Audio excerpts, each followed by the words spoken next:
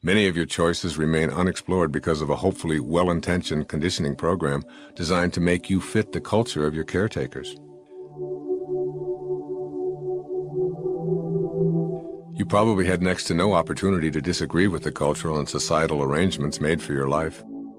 There may have been some adults who encouraged you to have an open mind, but if you're honest with yourself, you know that your philosophy of life, your religious beliefs, your manner of dress, and your language are a function of what your tribe and its heritage determined was right for you. If you made any fuss about going against this preordained conditioning, you probably heard even stronger voices insisting that you get back in line and do things the way we've always done them. Fitting in superseded having a mind that was open to new ideas. If your parents were Jewish, it's unlikely that you were raised to honor and respect the Muslim religion and vice versa. If both your parents were Republicans, it's improbable that you heard the virtues of the Democratic Party extolled. Whatever the reasons our ancestors may have had for not having open minds, it's true that they inhabited a much less populated world than we do. In today's overpopulated world, we simply cannot continue to live with those old styles of closed-mindedness. I urge you to open your mind to all possibilities, to resist any efforts to be pigeonholed, and to refuse to allow pessimism into your consciousness. Having a mind that is open to everything and attached to nothing seems to me to be one of the most basic principles that you can adopt to contribute to individual and world peace. No one knows enough to be a pessimist. Find an opportunity to observe a tiny little green sprout emerging from a seed. When you do, allow yourself to feel the awe of what you're seeing. A famous poet named Rumi observed, "Sell your cleverness and purchase bewilderment." The scene of an emerging sprout represents the beginning of life. No one on this planet has even a tiny clue as to how all of this works. What is that creative spark that causes the life to sprout? What created the observer, the consciousness, the observation, and perception itself? The questions are endless. A short while ago, Earthlings in the space program were moving a tiny vehicle on Mars via remote control. Invisible signals took 10 minutes to travel through space and arrive to make right turns and instruct a scoop to pick up some Martian real estate to examine. We all marvel at such technological feats, but think about it for a moment. In an endless universe, Mars, our closest neighbor, is the equivalent of moving a billionth of an inch across any page that you might be reading. We move a little vehicle on a neighbor next door, and we're so impressed with ourselves. There are billions and billions of planets, objects, and stars in our galaxy alone. And there are uncountable billions of galaxies out there. We are a speck in an incomprehensibly vast universe that has no end to it. Think about this. If we found the end, would there be a wall at the edge of the universe? If so, who built it? Even more perplexing, what's on the other side of the wall, and how thick is it? How can anyone be a pessimist in a world where we know so little? A heart starts beating inside a mother's womb a few weeks after conception, and it's a total mystery to everyone on our planet. In comparison to what there is to know, we're only embryos ourselves. Keep this in mind whenever you encounter those who are absolutely certain that there's only one way to do something. Resist being a pessimist. Resist with all your might, because we hardly know anything at all in comparison to what there is to know. Can you imagine what a pessimist who lived only 200 years ago would think about the world we live in? Airplanes, electricity, automobiles, television, remote controls, the internet, fax machines, telephones, cellular phones, and so on. All because of that spark of open-mindedness that allowed progress, growth, and creativity to flourish. And what of the future and all of your tomorrows? Can you picture faxing yourself back to the 14th century? Flying without machines? Telepathically communicating, demolecularizing yourself and rearranging yourself on another galaxy, or cloning a sheep from a photograph of a sheep? An open mind allows you to explore and create and grow. A closed mind seals off any such creative explanation. Remember that progress would be impossible if we always did things the way we always have. The ability to participate in miracles, true miracles in your life, happens when you open your mind to your limitless potential. The miracle mindset. Refuse to allow yourself to have low expectations about what you're capable of creating. As Michelangelo suggested, the greater danger is not that your hopes are too high and you fail to reach them, it's that they're too low and you do. Have within you an imaginary candle flame that burns brightly regardless of what goes before you. Let this inner flame represent for you the idea that you're capable of manifesting miracles in your life. In every single case of a person experiencing a spontaneous healing or overcoming something that was considered to be impossible, the individual went through a complete reversal of personality. They actually rewrote their own agreement with reality. To experience godlike spontaneous miracles, you must have a sense of yourself as godlike. The scriptures say, with God, all things are possible. Now tell me, what does that leave out? A mind that's open to everything means being peaceful, radiating love, practicing forgiveness, being generous, respecting all life, and most important, visualizing yourself as capable of doing anything that you can conceive of in your mind and in your heart. Whatever universal law that has ever been utilized to manifest a miracle anywhere, anytime, and in any person, it's still on the books. It's never been repealed, and it never will be. You possess the same energy, the same God consciousness to be a miracle worker, but only if you truly believe and know it within yourself. Understand that what you think about expands. As a man thinketh, so is he. If your thoughts are filled with doubt and you have a closed mind, you will, of necessity, act upon those closed-minded doubts, and you'll see evidence of your thinking virtually everywhere you are. On the other hand, should you decide, and make no mistake about this, it is a choice, to have a mind that's open to everything, then you'll act upon that inner energy, and you'll be the creator as well as the recipient of miracles wherever you are. You'll experience what Walt Whitman meant when he wrote, "To me, every cubic inch of space is a miracle." What being open to everything means. Everything means just what it says, no exceptions. When someone suggests something to you that conflicts with your conditioning, rather than responding with, "That's ridiculous, we all know that's impossible," say instead, "I've never considered that before, I'll think about it." Open yourself up to the spiritual ideas of all people and listen with an open mind to crazy schemes and ideas that at first seem to be outrageous. If someone suggests that crystals can cure hemorrhoids, that natural herbs can lower cholesterol, that people will eventually be able to breathe underwater, or that levitation is possible, listen and be curious.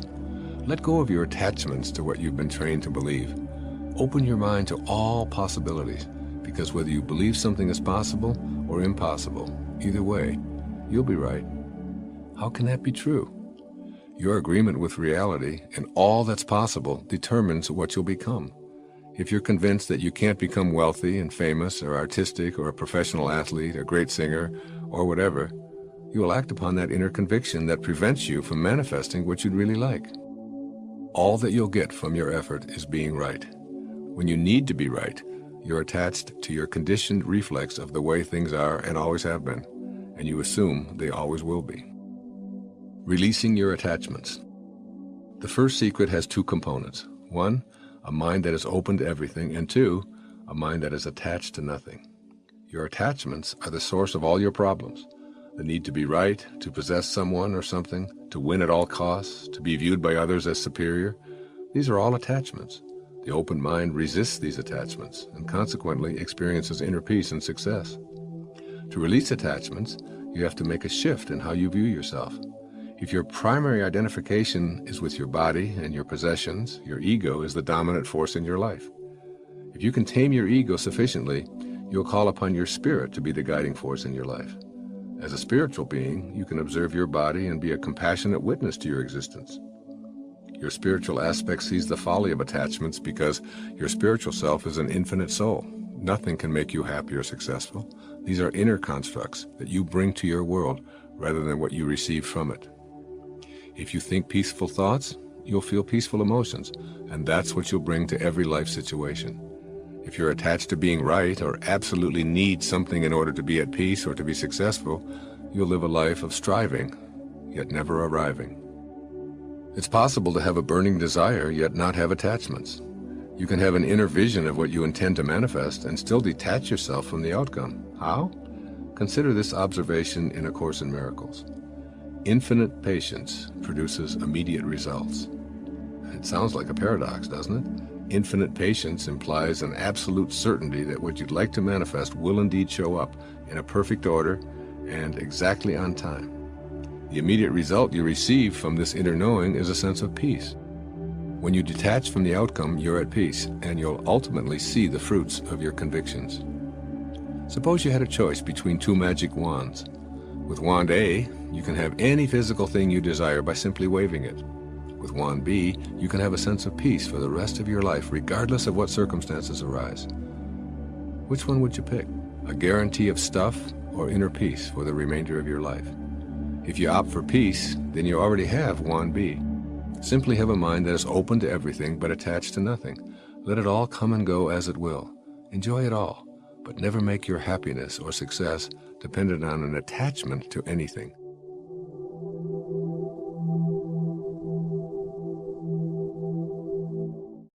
People will say to me over and over and over again, I understand what you're saying. It makes a lot of sense. And I, of course, am operating at a much higher level than all of those people around me. And the people who really need to hear this message are not here today. They're back home watching a football game or whatever it is that they're doing. But they obviously wouldn't even come to this because I'm at such a much higher spiritual level. But I'm in the energy field of people who are always bringing me down. They're cruel. They're nasty, they're inconsiderate, they're not compassionate, they're vicious, they're hateful, they're any number of things that I don't want or can't tolerate in my life. And they bring me down. You've heard it, you've said it. They bring me down. My husband doesn't understand me. My boss doesn't get it. The people around me don't get it. It's a lousy, hateful world out there. There's a lot of people out there who are mean. There are a lot of people who are represented by those people that we quote call our enemies and so on. And I'm in that energy field and I can't help but being brought down. And I always ask myself, and I respond to that with imagine how Jesus would respond to such an observation. Like, I don't want to be over there with all of those thieves. You know, I can't go over there. I just can't be around them because they just bring me down. And you laugh because it's too absurd. Those prostitutes over there, they're just filthy. Those are just people that, they bring me down, so I stay away from them. I don't want to be around them.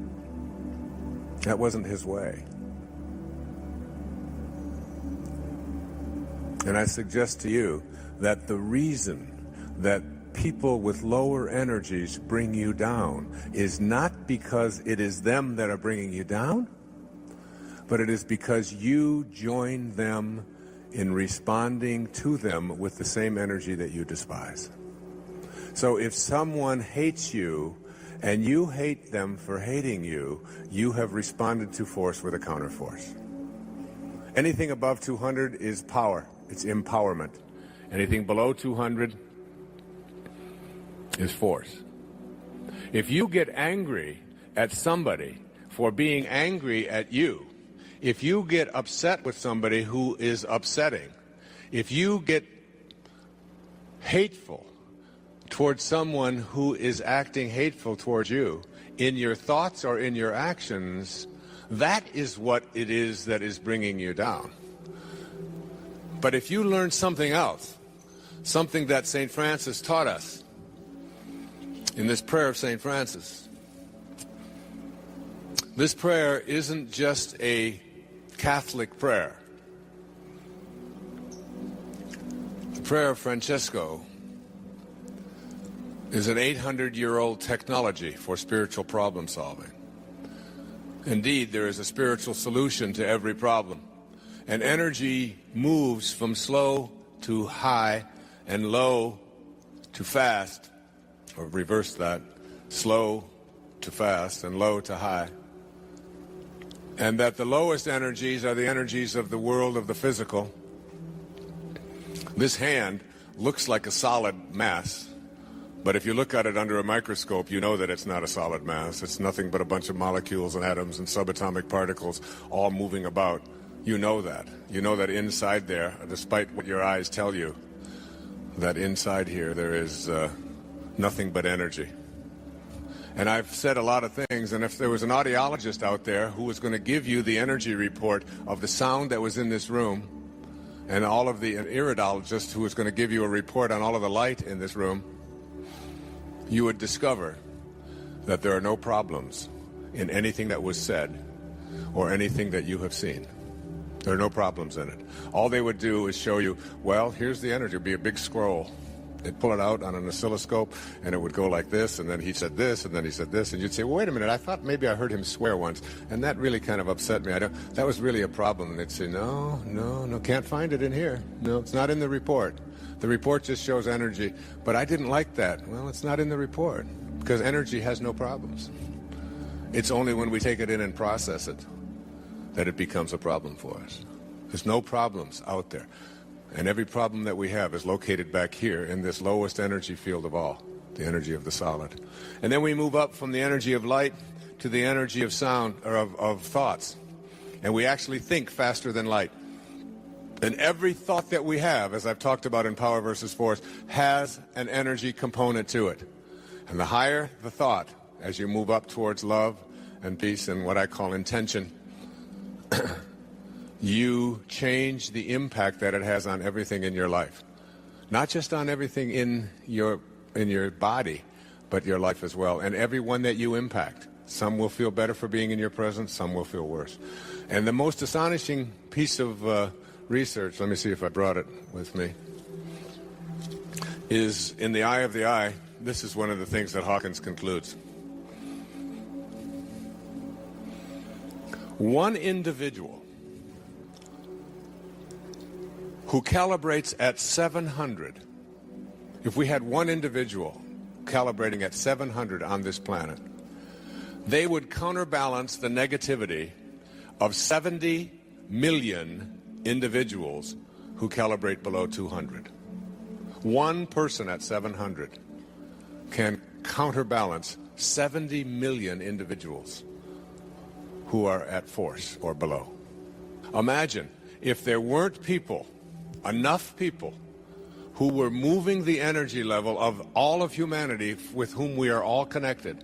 If we didn't have these people and this energy and this music and these books and these words and even events such as this going out across the world on the internet and so on, if we didn't have this and we moved our collective consciousness to a place where we didn't have enough people above the 200 range, the collective negativity of the people who live at this energy level would self-destruct the entire human race. That's for you to know how important and significant it is for you to live at these higher levels.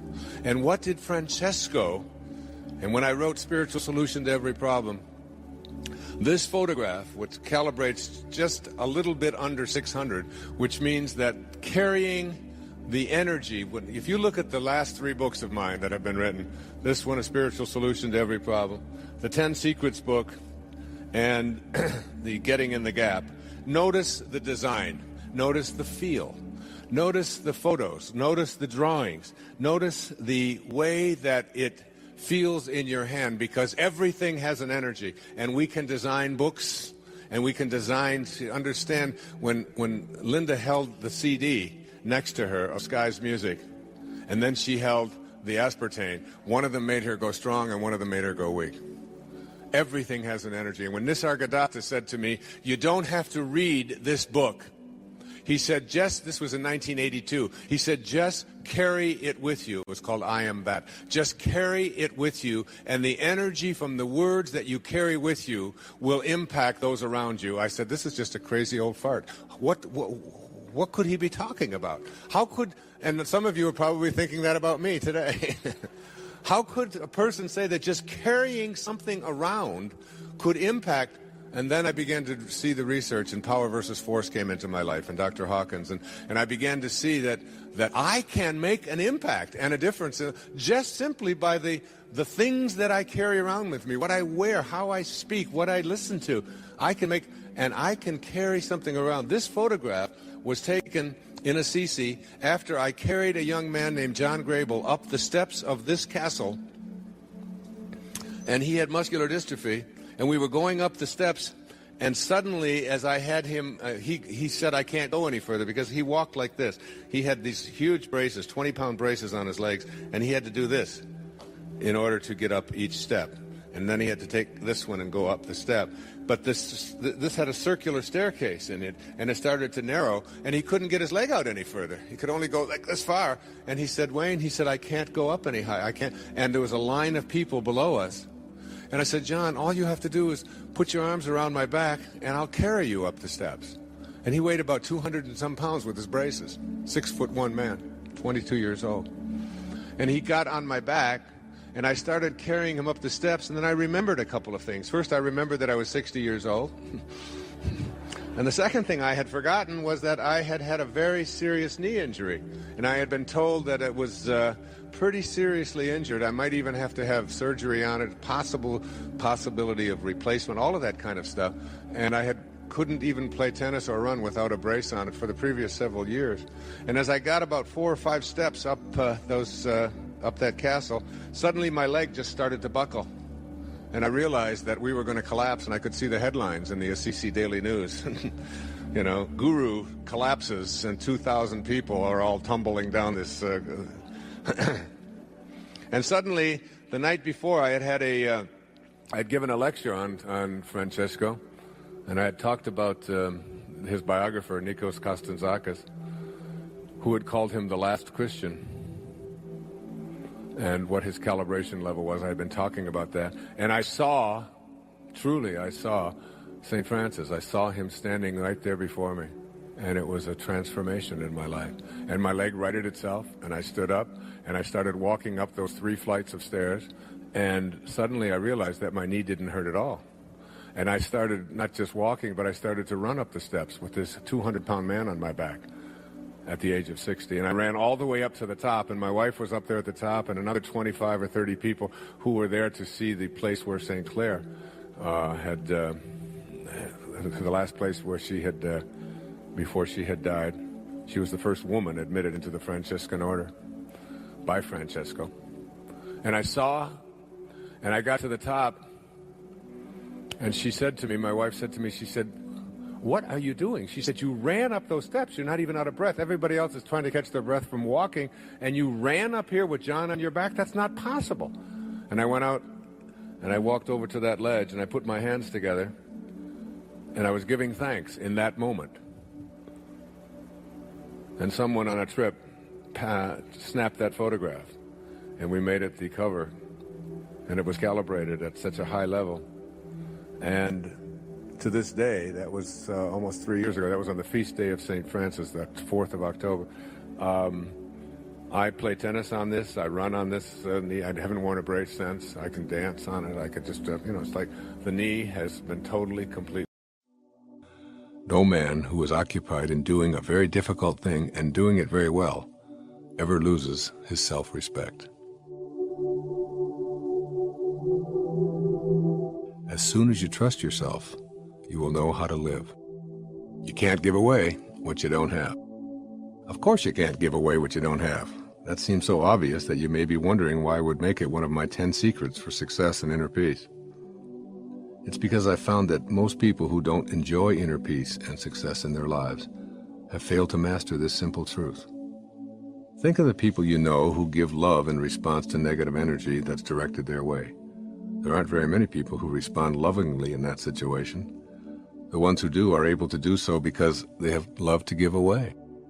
They know that it's impossible to give away what they don't have, and they've gone that extra mile to acquire what it is that they want to both attract and give away.